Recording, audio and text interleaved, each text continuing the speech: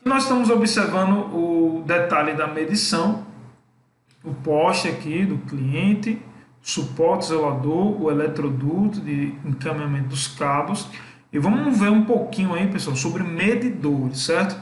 Como é que é ligado o medidor de energia? Queria mostrar isso para vocês que eu acho que é muito importante. Então aqui está um exemplo de um medidor monofásico, certo? E esse medidor monofásico, ele pode ser ligado aí com a fase e um neutro, e a sua saída também vai ser uma fase e um neutro. Para que ele serve, pessoal? Ele serve para contar a energia elétrica, para que a concessionária vá até lá e registre o valor que você está gastando, consumindo, e faça assim a emissão da conta de energia elétrica. Beleza, pessoal? Então, como é que eu ligo um equipamento desse? Lá do poste vai descer dois fios, que é a fase. Então vai vir até a entrada do medidor, a fase e o neutro, certo? Ligando aí esse medidor de energia. Aí o que é que eu vou ter aí, pessoal? A saída desse medidor de energia. Na saída eu tenho um neutro que vai direto para o quadro de distribuição e a fase que ela vem para o disjuntor, que é o equipamento aí de proteção, certo? E daí vai direto para o quadro de distribuição. Então, dentro do medidor de energia, nós vamos ter aí o equipamento de proteção, que é o disjuntor. E vamos ter também, para lembrar lá do aterramento que eu falei para vocês, aqui no aterramento nós vamos ter uma haste batida no chão, que vai estar sendo conectada ao neutro do medidor. Beleza, pessoal? Vamos seguir? Vamos conhecer agora um medidor bifásico. Então vamos ter aqui duas fases chegando até o medidor e o neutro, certo? Passando aí a saída, o neutro vai direto para o quadro e vendo duas fases para o disjuntor. Agora já é um disjuntor chamado de disjuntor bifásico, ele pega duas fases e dele vai para o quadro de distribuição. E a gente tem aqui também um aterramento conectando o neutro da instalação para manter aí, chamado de aterramento funcional, que é exigido pela concessionária de energia elétrica para garantir os 0 volts, né, aí no neutro que vem da rede elétrica da concessionária. Vamos conhecer também o medidor trifásico, pessoal. O medidor que vai comportar aí 3 fases e mais o neutro vindo do sistema elétrico. Então, vem aqui a fase R, fase S, fase T. O que eu coloquei, a gente não está enxergando muito bem, porque é um padrão aqui da concessionária local. Ela usa a primeira fase, o vermelho, a segunda fase, o preto, e a terceira fase ela usa o fio branco, certo, pessoal? E o neutro sempre é o azul, que é utilizado. Pode haver algum padrão diferente em outras concessionárias, mas geralmente elas admitem esse padrão que eu estou mostrando para vocês. E na saída o neutro vai direto, ele não passa pelo disjuntor, e eu tenho aqui a saída das 3 fases, indo agora para o disjuntor trifásico, e dele eu vou para o quadro de distribuição de energia. E nós temos aqui também o aterramento sendo conectado ao neutro do medidor de energia elétrica. Como eu falei para vocês, é uma haste de terra que é batida no chão, em uma caixa de inspeção, coloca-se um conector e esse conector vai colocar-se um cabo que vai até o neutro e coloca-se mais um conector para garantir aí os 0 volts no neutro que vem da concessionária de energia elétrica. Tranquilo, pessoal? Beleza até aí? Qualquer dúvida, vocês entrem em contato aí através das nossas plataformas e a gente vai estar tirando as dúvidas geradas. Quadro de distribuição de energia. Então, a gente tratou aí, pessoal, vamos voltar um pouquinho só para a gente ter uma consciência aqui melhor.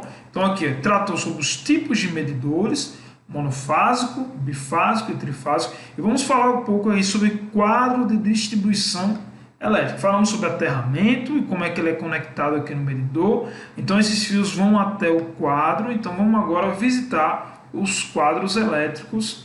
Lembrando que esse material, pessoal, vai estar disponível para vocês, certo? Vocês podem fazer o download aí no nosso site.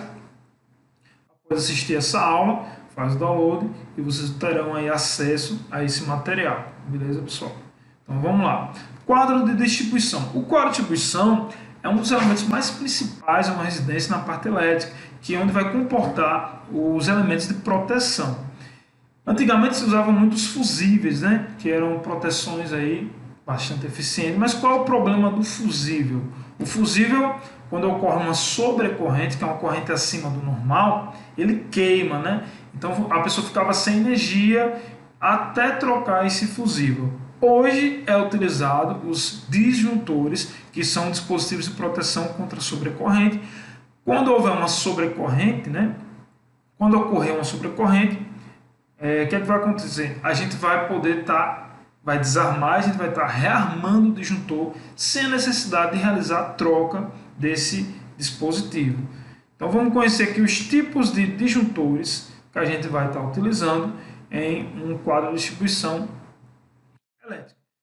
Os dispositivos elétricos de proteção têm como função proteger todos os elementos que constituem a instalação elétrica contra os diferentes tipos de defeitos que podem ocorrer, tais como sobrecorrente e a sobrecarga. Então, o disjuntor, se for um disjuntor para atendimento de um circuito monofásico, eu vou ter um disjuntor monopolar. Se for um circuito de duas fases, eu vou ter um disjuntor bipolar. Se for um circuito de três fases, eu vou ter um disjuntor tripolar. Beleza, pessoal?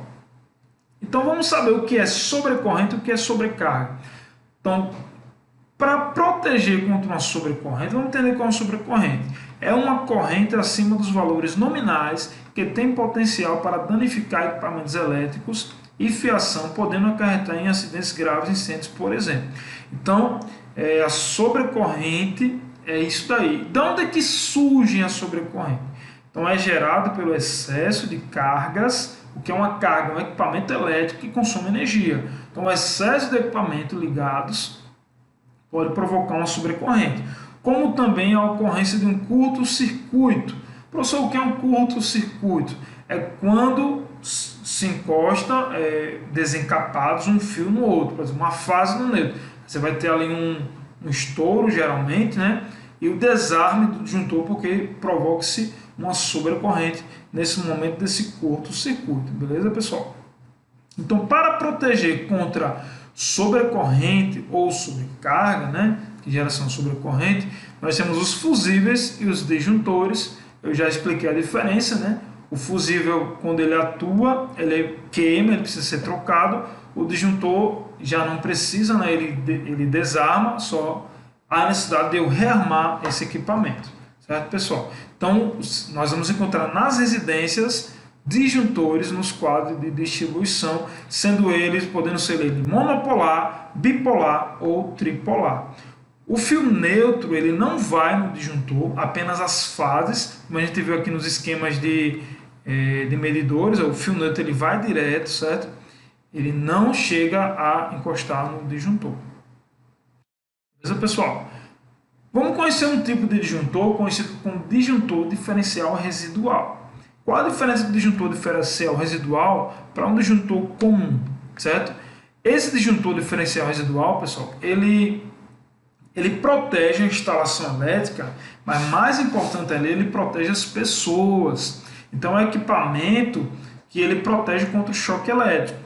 Então, imagine uma criança pegando aí uma ferramenta metálica e encostando em uma tomada. O risco que é, né? Então, ou alguém em uma área molhada, né, onde a resistência elétrica vai reduzir, ter contato aí com a parte elétrica, né? Então, nessas regiões, em tomadas baixas e em regiões onde se é molhado, se usa o disjuntor diferencial residual. Ele protege contra o choque elétrico. Então, se uma criança pegar, por exemplo, um prego, um parafuso e tocar em uma tomada, esse dispositivo ele desarma imediatamente e a criança não toma choque. Olha que interessante, né? É um dispositivo que salva vidas, o disjuntor diferencial residual. Vamos conhecer ele aqui, ó. Então a gente está vendo um exemplo monofásico. Então nesse dispositivo diferencial residual, ele é conectado à fase e o neutro. No disjuntor convencional, que é esse daqui, apenas a fase. No diferencial residual, vai a fase e também o neutro. Esse aqui é um exemplo trifásico, certo? Vai as três fases e o fio neutro, aqui a marcação do neutro, nesse dispositivo. Ele protege a instalação elétrica, ele protege contra o choque elétrico. Beleza, pessoal? Vamos seguir? Então a gente vai encontrar muito isso nos quadros elétricos. Então vamos ver aqui um quadro elétrico, não um exemplo. Então a gente tem aqui exemplo do quadro elétrico, onde você tem aqui o disjuntor geral. Esses cabos aqui vem lá do medidor, o aterramento que vem da haste, o neutro que vem para o barramento do neutro na esquerda, o aterramento que vem para o barramento do aterramento na direita, e as fases vêm direto para o disjuntor, né? E do disjuntor geral, DTM, quer dizer disjuntor termomagnético, eu vou até alimentar os demais disjuntores, né?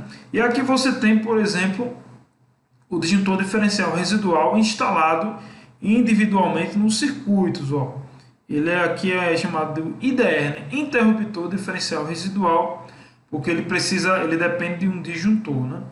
Nesse caso aqui é o IDR. Então eu vou ter o DDR, disjuntor diferencial residual, ou o IDR, interruptor diferencial residual, mas ele é instalado dentro do quadro elétrico. Então após o disjuntor, ele conecta-se aqui, ó, pega-se um neutro e vai para o circuito. Então ele está protegendo esse circuito 1 aqui do choque elétrico, certo, pessoal? Ou pode ser instalado também dessa forma. Então ele, após o disjuntor termomagnético, se conecta o interruptor diferencial residual, vem um neutro até ele, depois vai para o barramento do neutro e toda a casa é protegida contra o choque elétrico. Qual é a desvantagem disso aqui?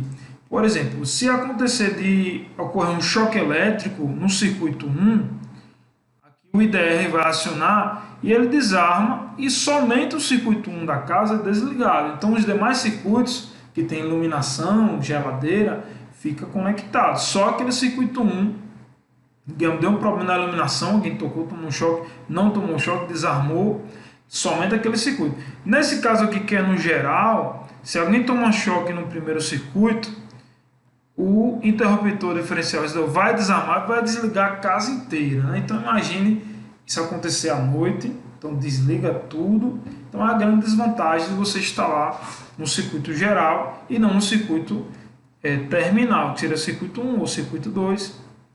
Beleza, pessoal? Entenderam a diferença? Então vamos lá. Aqui eu estou mostrando um quadro interno, né? Como é assim. Aqui não tem disjuntores diferencial residual, todos são disjuntores termomagnéticos. Vem as três fases aqui, pessoal, tá vendo? Ó? O disjuntor geral, o barramento, atendendo aqui os circuitos terminais. Aqui eu tenho o barramento neutro, o fio neutro chegando aqui, ó, ele mais grossinho aqui chegando. E aqui o fio terra chegando desse lado também. E aqui eu tenho, pessoal, um quadro elétrico, certo? Cada disjuntor desse equivale a um circuito elétrico. E aí, existe automação em quadros elétricos? Existem disjuntores hoje já automatizados, mas é muito incomum se ver em nossas instalações. Então, geralmente, o quadro não é uma região de trabalho da parte da automação residencial. Geralmente, você trabalha aí nos circuitos terminais, a não ser que você coloque algo em paralelo, até porque não tem muito espaço, mas coloque algo em paralelo aí do quadro e você trabalha aí com módulos. Por exemplo, a Sonoff tem módulos de 4 canais, você colocaria aí no quadro, certo? Mas tem que ter muito cuidado em manusear quadro elétrico, sempre desenergizando, desligando, para que assim não ocorra nenhum acidente elétrico. E aqui a gente tem uns circuitos terminais, pessoal, que vão até aí do quadro. Cada disjuntor desse é um circuito terminal, beleza, pessoal? Aqui tem as três fases, fase ERST, o neutro e o aterramento. E as três fases vindo aqui, ó, chegando até os disjuntores. E daqui os circuitos terminais. Exemplo aqui, iluminação do quarto, da cozinha e da sala. Iluminação da garagem, da varanda, do quintal. Certo? Tomadas da cozinha e do quarto. Tomadas da garagem e tal. Então, isso aí depende do projeto elétrico que dividiu os circuitos, certo, pessoal? Então, aqui você vai ter o circuito de iluminação, o circuito de tomada, o circuito para o chuveiro elétrico. É interessante mencionar o seguinte: vão ter equipamentos, pessoal, que vai ter um circuito só para ele. Que equipamentos são esses? Que são de alta potência. Por exemplo, um chuveiro elétrico vai precisar de um circuito só para ele. Um ar-condicionado, um circuito só para ele. Uma torneira elétrica, um circuito só para ele. Máquina de lavar de alta potência, um circuito, um disjuntor do quadro só para ele. Agora, iluminação de uma residência. Geralmente você vai ter, dependendo do tamanho da residência, um disjuntor para toda a iluminação, já que a potência das lâmpadas hoje não é tão alta. 1, 2 disjuntores, 3 no máximo, atende todas as iluminações de uma residência. Beleza, pessoal? Entenderam aí? Então vamos seguir.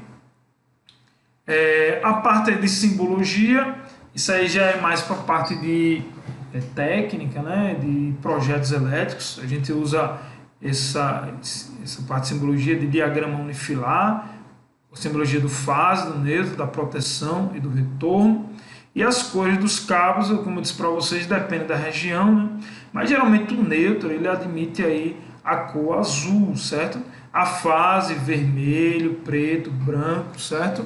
São as cores. E o terra sempre ou é verde ou é brasileirinho, que é o verde com amarelo, certo? São essas cores que se admitem na instalação. Mas, infelizmente, nem todo profissional segue essa regra. Então você pode abrir uma lâmpada, né, para você pegar o neutro lá, e o neutro não ser azul, né? Mas geralmente quando é feito por concessionária, quando é feito por empresas, né, aí elas realmente seguem o padrão da NBR 5410. Então essa é a norma brasileira de instalações elétricas residenciais, ó. NBR, certo? NBR 5410. Ela rege aí as instalações de baixa tensão. Com relação à segurança, né, é a norma regulamentadora NR10, certo? A parte de segurança, todos as regras para se executar um serviço elétrico está na norma regulamentadora chamada NR10. E todos os procedimentos para instalação elétrica, padrões, cor de fio, dimensionamento correto, né? Nós temos aí na NBR 5410. Então essas duas normas são bastante importantes para a parte de execução de serviços elétricos. Então vamos ter aqui, pessoal, aqui eu estou falando do diagrama unifilar, que no momento é geralmente uma linguagem de projeto. Nós vamos trabalhar com ele. Vamos trabalhar com a linguagem de instalação, que é o diagrama multifilar. Basicamente, o diagrama multifilar serve para representar esquemas elétricos de ciclos diversos, possibilita que se tenha um entendimento de maneira rápida e fácil de determinada instalação. O diagrama multifilar mostra como a ligação de fato é feita. Então, é um diagrama fácil de entender. Tem um exemplo aqui, a ligação three-way nesse esquema. Olha aqui, é um interruptor paralelo, mais um interruptor paralelo e a lâmpada. A fase vem para o interruptor, sai 2 retornos para o interruptor, um terceiro retorno para a lâmpada, e da lâmpada eu vou para o neutro. Nós vamos fazer essa ligação, isso aí vai ser no nosso módulo 3, vou ensinar vocês na prática como fazer uma ligação three-way, baseado no esquema, no diagrama multifilar. Beleza, pessoal? Então vamos conhecer, pessoal, alguns exemplos para a gente encerrar nossa aula aqui com chave de ouro, de instalações elétricas, né? Utilizando aí o diagrama multifilar.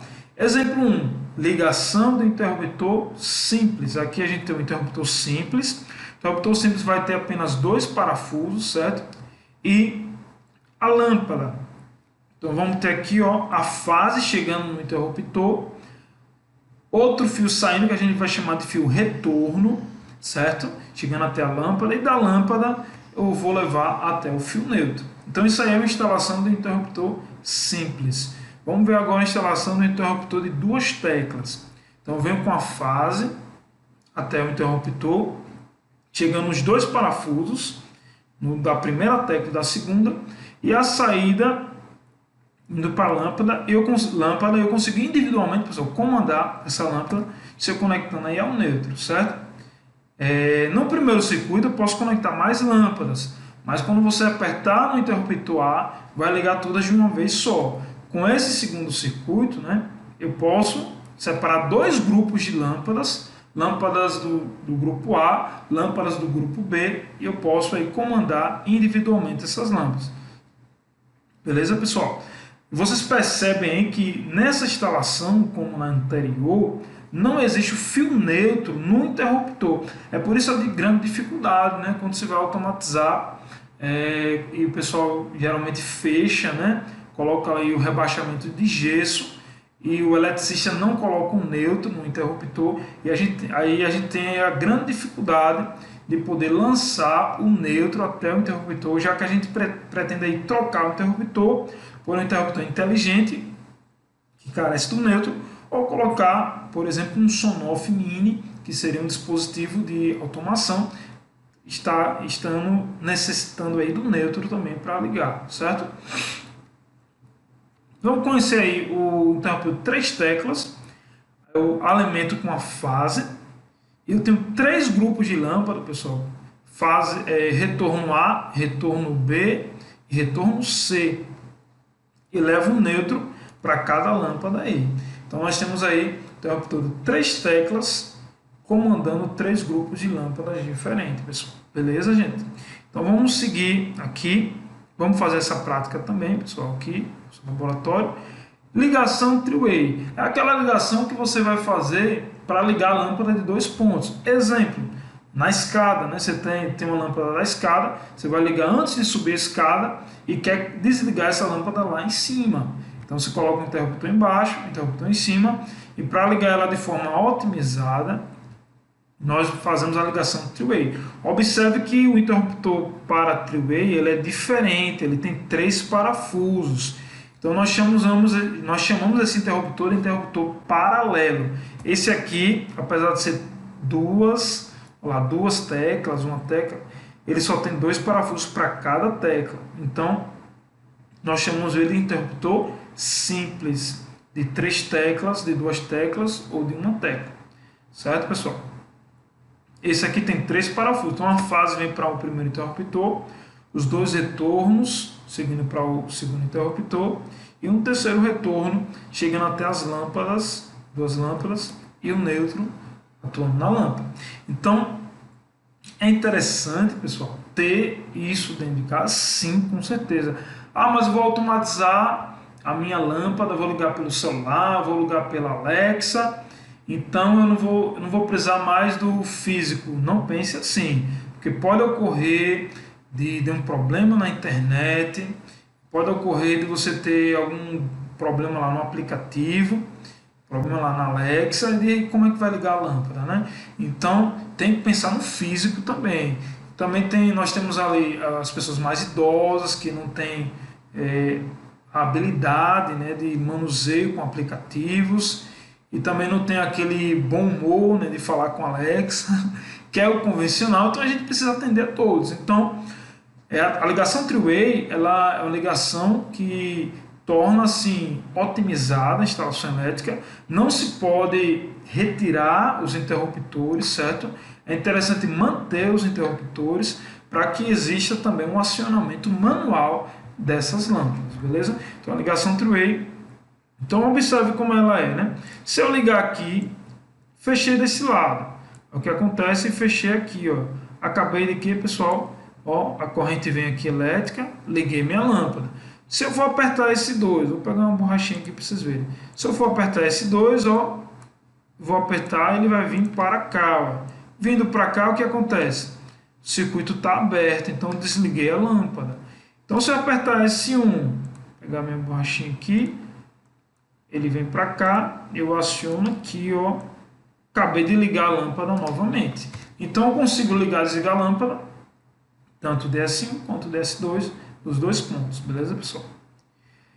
Ligação three-way de 3 teclas. Então olha que bacana. Tem residência que você vai ter um interruptor de 3 teclas de um lado, 3 teclas do outro. E você consegue fazer, e você tem aí three-way em todas as teclas. A fase vem para cá, ó, interligando ele, a fase interliga, os retornos vindo até o interruptor, e o neutro chegando até a lâmpada. Então aí é uma ligação two-way para interruptor de 3 teclas. Existe, pessoal, existe a possibilidade, né, do three-way virtual, mas o three-way físico, o three-way feito de forma elétrica, ele sempre vai ser o mais ideal, certo? A gente está fazendo, a gente coloca aí o on-off, coloca a tuia nos dispositivos elétricos, né, de automação, mas é interessante que a gente consiga tente manter aí a parte física, quando possível, da instalação elétrica.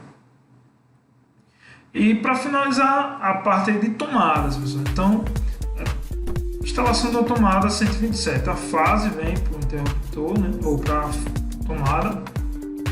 O neutro ele é na esquerda, a fase na direita, e no meio a gente tem aí o aterramento, beleza, pessoal? Então aí é um exemplo de ligação 127. Se quiser fazer uma tomada 220, depende da região, vai ser 220, mas se for 127 fase neutra, é só colocar a outra fase, então eu faço a tomada 220. Então, pessoal, é isso aí, nosso slide se encerra por aqui. Eu queria, assim, finalizar dizendo que foi muito bom estar aí com vocês, aprendendo nesse primeiro módulo de automação residencial.